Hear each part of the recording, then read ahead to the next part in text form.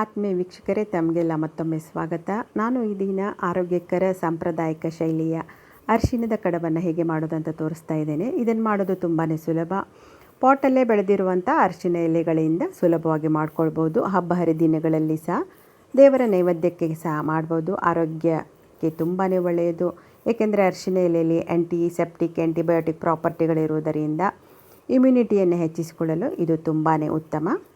ಬನ್ನಿ, ನಾನು ಮೊದಲು ಒಂದು ಬಟ್ಟಲು ಕಾಯಿ ತುರಿಯನ್ನು ತುರಿದಿಟ್ಕೊಂಡಿದ್ದೇನೆ. ಹಾಗೆ ಒಂದು ಬಟ್ಟಲು ಬೆಲ್ಲ ಪುಡಿ ಮಾಡಿಟ್ಕೊಂಡಿದ್ದೇನೆ. 2 ಏಲಕ್ಕಿ, 4 ಗಂಟೆ ಅಕ್ಕಿಯನ್ನು ನೆನೆಸಿ ತೊಳೆದಿಟ್ಕೊಂಡಿದ್ದೇನೆ.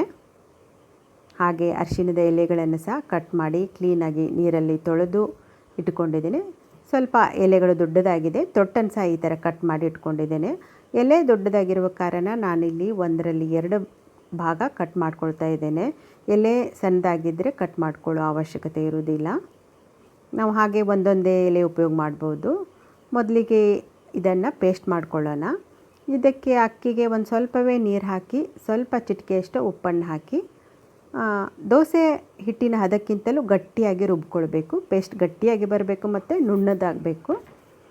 ಹಾಗೆ ನಾನಿಲ್ಲಿ ಒಂದು ಕಡಾಯಿಯನ್ನಿಟ್ಟು ಅದರಲ್ಲಿ ತುರಿದಿಟ್ಕೊಂಡಿರುವಂಥ ಕಾಯಿ ತುರಿ ಮತ್ತು ಬೆಲ್ಲವನ್ನು ಸೇರಿಸಿ ಹೂರಣ ಥರ ಮಾಡ್ಕೊಳ್ಬೇಕು. ಇದು ಬೇಗ ಆಗುತ್ತೆ ತುಂಬಾ, ಯಾಕಂದರೆ ಬೆಲ್ಲ ಕರಗಿ ಸ್ವಲ್ಪ ಕಾಯಿ ಹಸಿ ವಾಸನೆ ಹೋಗಬೇಕು, ಗಟ್ಟಿಯಾಗಬೇಕು. ವೀಕ್ಷಕರೇ, ಯಾರು ನನ್ನ ಚಾನಲನ್ನು ಮೊದಲ ಬಾರಿ ನೋಡ್ತಾ ಇದ್ದೀರೋ ದಯವಿಟ್ಟು ಚಾನಲ್ಗೆ ಸಬ್ಸ್ಕ್ರೈಬ್ ಆಗಿ. ಹಾಗೆ ನನ್ನ ಅರಿಶಿಣ ಕಡುಬು ಇಷ್ಟ ಆಗಿದ್ದರೆ ಒಂದು ಲೈಕ್ ಸಹ ಕೊಡಿ. ಈಗ ಹೂರಣ ಗಟ್ಟಿಯಾಗಿದೆ, ನೀವು ನೋಡ್ಬೋದು. ಕೇವಲ 2 ನಿಮಿಷದಲ್ಲಿ ಗಟ್ಟಿಯಾಗತ್ತೆ. ಈ ಗಟ್ಟಿ ಆದಮೇಲೆ ಅದಕ್ಕೆ ನಾನಿಲ್ಲಿ ಪುಡಿ ಮಾಡಿಟ್ಕೊಂಡಿರುವಂಥ ಏಲಕ್ಕಿ ಪುಡಿಯನ್ನು ಸೇರಿಸ್ತಾ ಇದ್ದೇನೆ. ಹಾಗೆ ಗ್ಯಾಸ್ ಸ್ಟವನ್ನು ಆಫ್ ಮಾಡಿ ಹೂರಣವನ್ನು ಕೆಳಗಿಡಿಸ್ಕೊಳ್ತಾ ಇದ್ದೇನೆ.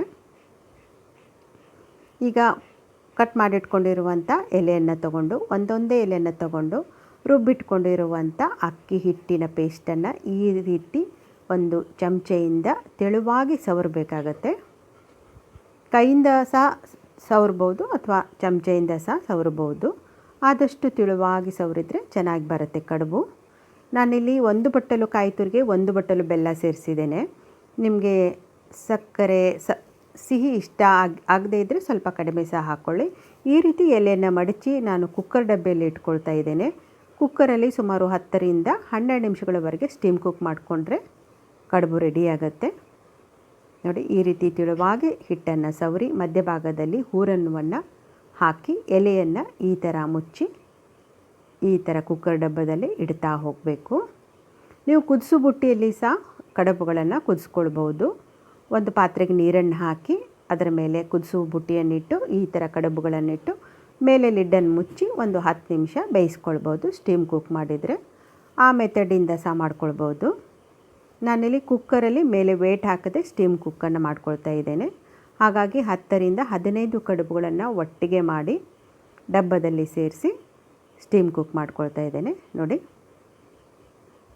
ಈ ಥರ ಒಂದರ ಮೇಲೊಂದು ಇಟ್ಕೊಳ್ಬೋದು. ಸುಮಾರು 10ರಿಂದ 12ರವರೆಗೆ ಇಟ್ಟು ಈ ಥರ ಕುಕ್ಕರಲ್ಲಿ ಸ್ವಲ್ಪ ನೀರನ್ನು ಹಾಕಿ ಈ ಥರ ಇಟ್ಟು ಲಿಡ್ಡನ್ನು ಕ್ಲೋಸ್ ಮಾಡಿ ವೇಟ್ ಹಾಕ್ಕೊಳ್ಳೋದು ಬೇಡ. ಸುಮಾರು 8ರಿಂದ 10 ನಿಮಿಷ ಅದರ ಪರಿಮಳ ಬರೋಕ್ಕೆ ಶುರು ಆದಮೇಲೆ ನಮಗೆ ಗೊತ್ತಾಗುತ್ತೆ ಬೆಂದಾಗಿದೆ ಅಂತ. ಈಗ ಬೆಂದಾಗಿದೆ, ತಣ್ಣಗಾಗಿದೆ. ನಾನು ಕುಕ್ಕರಿಂದ ಹೊರಗೆ ತೆಗೆದಿದ್ದೇನೆ. ಹಾಗೂ ಎಲೆಯನ್ನು ಈ ರೀತಿ ಬಿಡಿಸಿ ಬಿಡಿಸಿ ಇಡ್ತಾ ಇದ್ದೇನೆ. ನೋಡ್ಬೋದು ವೀಕ್ಷಕರು ಎಷ್ಟು ಚೆನ್ನಾಗಿ ಕಡುಬು ಬಂದಿದೆ ಅಂತ. ಈಗ ನಮಗೆ ಎಲೆ ಬೆಂದು ಅದರ ಬಣ್ಣ ಚೇಂಜ್ ಆಗಿದೆ ಹಾಗೂ ಎಲೆ ಮೆತ್ತಗಾಗಿದೆ. ಈಗ ಕಡುಬಿಗೆ ಅರಿಶಿಣದ ಪರಿಮಳ ಬಂದಿದೆ. ಅರಿಶಿಣ ಎಲೆಯ ಗುಣಗಳೆಲ್ಲ ಈ ಕಡುಬಿಗೆ ಬಂದಿದೆ. ಹಾಗಾಗಿ ಆರೋಗ್ಯಕ್ಕೆ ತುಂಬಾ ಒಳ್ಳೆಯದು. ನಾವು ವರ್ಷಕ್ಕೆ 1, 2, 3 ಬಾರಿಯಾದರೂ ಈ ಥರ ಕಡುಬುಗಳನ್ನು ಮಾಡಿ ತಿನ್ನೋದರಿಂದ ಇಮ್ಯುನಿಟಿಯನ್ನು ಹೆಚ್ಚಿಸ್ಕೊಳ್ಬೋದು. ಇದನ್ನು ದೇವರ ನೈವೇದ್ಯಕ್ಕೆ ಸಹ ನಾವು ಮಾಡ್ಕೊಳ್ಬೋದು. ಹಬ್ಬ ಹರಿದಿನಗಳಲ್ಲಿ ಸಹ ಮಾಡ್ಕೊಳ್ಬೋದು. ಹಬ್ಬ ಇಲ್ಲದೆ ಅಂದರೂ ಸಹ ಮಾಡಿಕೊಂಡು ತಿನ್ಬೋದು. ನೋಡಿದ್ರಲ್ಲ ವೀಕ್ಷಕರೇ, ಕೇವಲ 5 ನಿಮಿಷದಲ್ಲಿ ಅರಿಶಿಣದ ಕಡುಬು ರೆಡಿ ಆಯಿತು. ಈ ನನ್ನ ವಿಡಿಯೋ ಇಷ್ಟ ಆಗಿದ್ದರೆ ದಯವಿಟ್ಟು ಲೈಕ್ ಮಾಡಿ, ಶೇರ್ ಮಾಡಿ, ಹಾಗೆ ಸಬ್ಸ್ಕ್ರೈಬ್ ಆಗಿ. ವಿಡಿಯೋ ನೋಡಿದ್ದಕ್ಕಾಗಿ ಧನ್ಯವಾದಗಳು.